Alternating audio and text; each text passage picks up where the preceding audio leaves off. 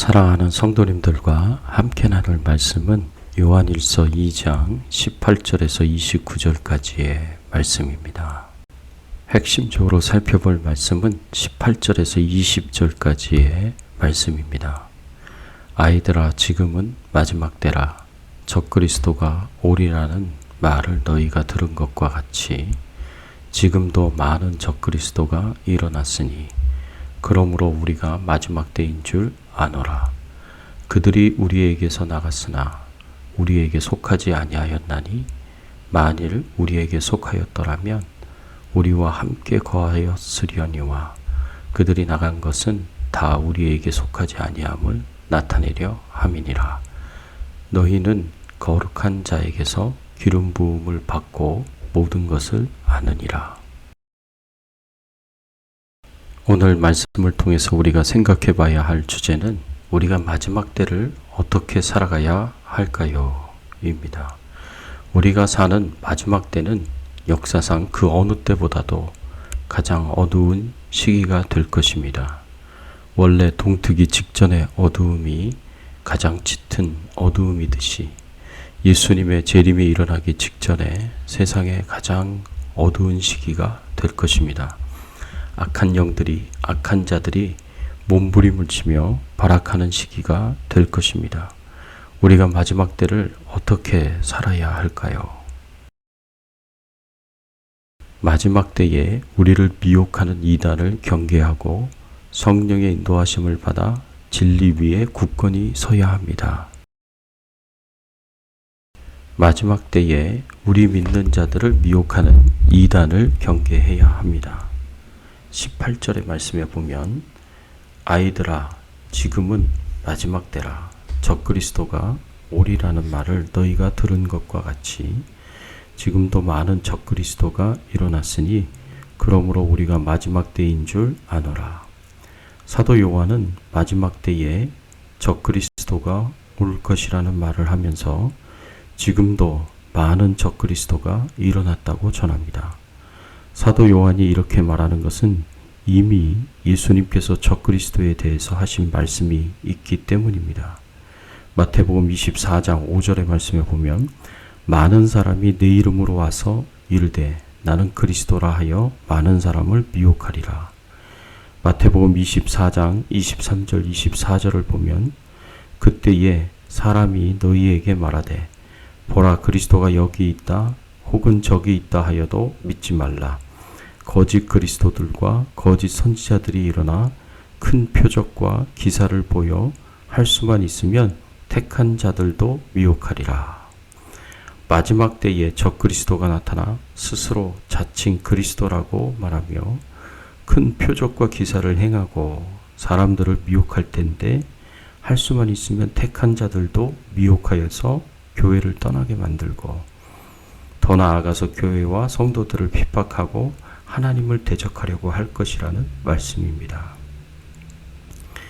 그런데 사도 요한 당시의 적그리스도를 생각하면 그 당시의 교회와 성도들을 핍박하고 하나님을 대적하였던 로마의 황제들도 적그리스도라고 할 수 있지만 이단인 영지주의자를 가리킨다고 생각할 수 있습니다. 이 당시 헬라 사회는 이원론 철학이 유행이었습니다.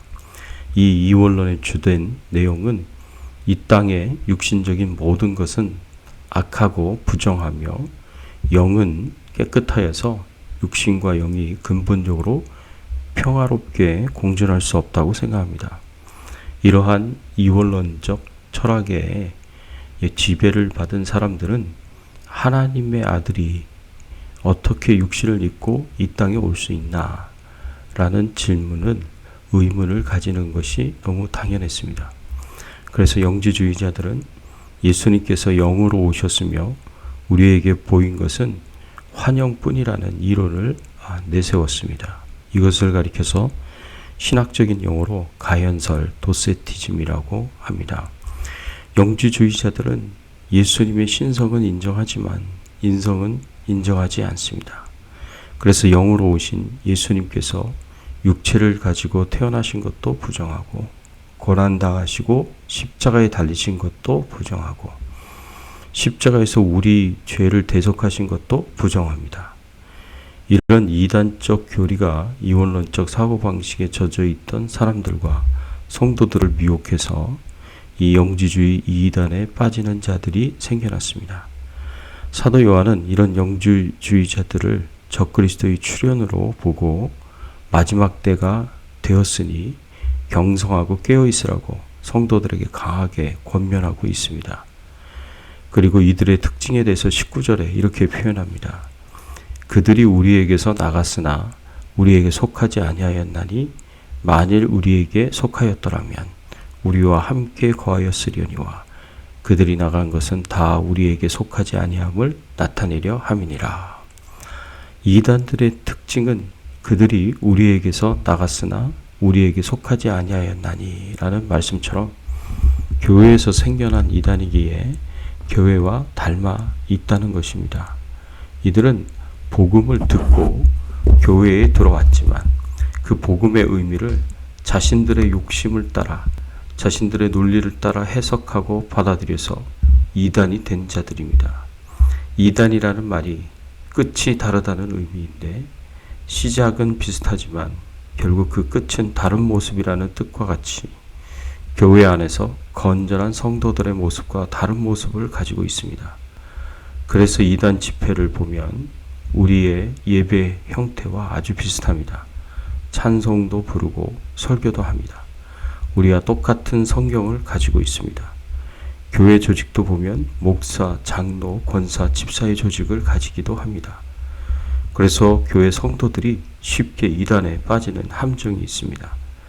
그래서 예수님께서 마태복음 7장 15절에 이렇게 말씀하셨습니다. 거짓 선지자들을 삼가하라. 양의 옷을 입고 너희에게 나아오나 속에는 노력하는 일이라.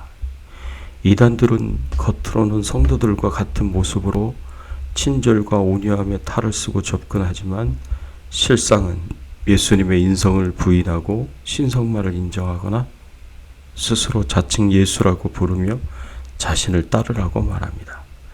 이런 이단들은 크게 두 종류의 이단들이 있습니다.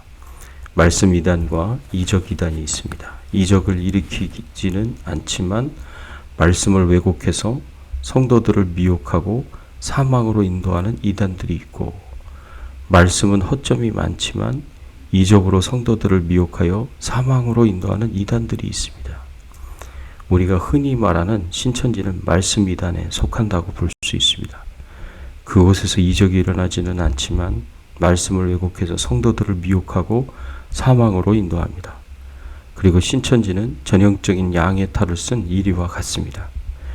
교회를 위장하여서 성도들을 미혹합니다. 그래서 한국에서도 그렇고 미국에서도 그렇고 위장 교회들을 많이 만들어 놓고 마치 정통 교회인 것처럼 속입니다. 마지막 때 적그리스도는 말씀 왜곡과 이적까지 이 두 가지를 다 가지고 성도들을 더욱 강력하게 미혹할 것입니다. 이런 속임수를 분별해서 믿음을 지키고 교회를 지키기 위해서는 말씀으로 철저하게 무장하는 길밖에 없습니다. 또 마지막 때에 성령의 인도하심을 받아 진리 위에 굳게 서야 합니다.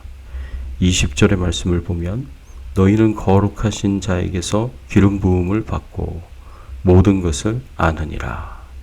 사도 요한은 우리 믿는 자들이 거룩하신 자, 즉 예수님에게서 기름 부음을 받았고 그래서 모든 것을 안다고 말씀합니다.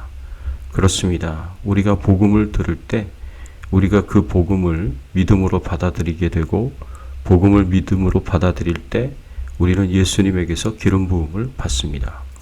이 기름 부음을 받는다는 것이 바로 성령을 선물로 받는다는 것을 의미합니다. 성령께서 우리 안에 거하시고 영원토록 사시면서 우리를 떠나지 않으십니다. 요한복음 14장 16절의 말씀에 보면 내가 아버지께 구하겠으니 그가 또 다른 보혜사를 너희에게 주사 영원토록 너희와 함께 있게 하리니.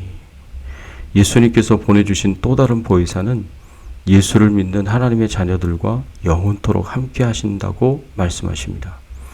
이렇게 믿는 자들 안에 영원토록 거하신 성령께서 우리를 도와주시는데 우리가 모든 것을 알 수 있도록 도와주십니다. 이단과 달리 성경 말씀을 알도록, 예수님을 알도록, 진리를 알도록, 하나님의 뜻을 알도록 도우신다는 말씀입니다. 그래서 예수님께서 성령 하나님에 대해 이렇게 말씀하십니다.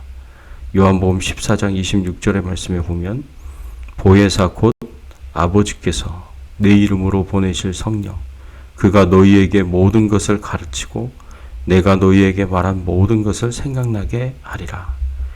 성령 하나님은 진리의 영이시라. 우리를 진리 가운데로 인도하시고 진리를 알고 깨닫게 하시고 진리를 분별하게 하시고 진리를 기억나게 하십니다. 그래서 성도들에게 중요한 것이 있습니다. 요한일서 2장 24절의 말씀에 보면 너희는 처음부터 들은 것을 너희 안에 거하게 하라. 처음부터 들은 것이 너희 안에 거하면 너희가 아들과 아버지 안에 거하리라. 우리 믿는 성도들이 이단의 거짓 교훈을 잘 분별하여 이단에 미혹되지 않으려면 처음부터 들은 것을 우리 안에 거하게 해야 합니다. 처음부터 들은 것이 무엇입니까? 바로 예수님을 통해서 들은 것.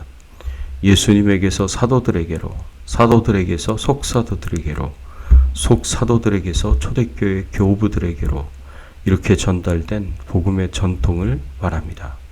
예수님에게서 사도들에게로 전달된 복음 외에 다른 복음은 없습니다. 그런데 이단들은 다른 복음을 전합니다. 갈라디아서 1장 6, 7절 말씀에 보면 그리스도의 은혜로 너희를 부르신 이를 이같이 속히 떠나 다른 복음을 따르는 것을 내가 이상하게 여기노라. 다른 복음은 없나니 다만 어떤 사람들이 너희를 교란하여 그리스도의 복음을 변하게 하려 함이라. 사랑하는 성도 여러분, 예수님과 사도들이 말씀하신 복음 외에 다른 복음은 없습니다. 그런데 사탄은, 악한 영들은, 적그리스도와 거짓 선지자들은 성도들을 미혹하여 다른 복음으로 이끕니다. 그리고 그 결국은 하나님의 심판과 멸망입니다. 마지막 때에 이런 이단들의 미혹으로부터 우리 믿음을 지키기 위해서, 우리의 구원과 영생을 지키기 위해서 우리는 말씀 위에 굳건히 서서 성령의 인도하심을 받아야 합니다. 그래야 우리가 살 수 있고 천국에 들어가서 영생과 복락을 누릴 수 있습니다. 성령의 인도하심을 받고 진리의 말씀 위에 굳건히 서기를 예수님의 이름으로 축원합니다.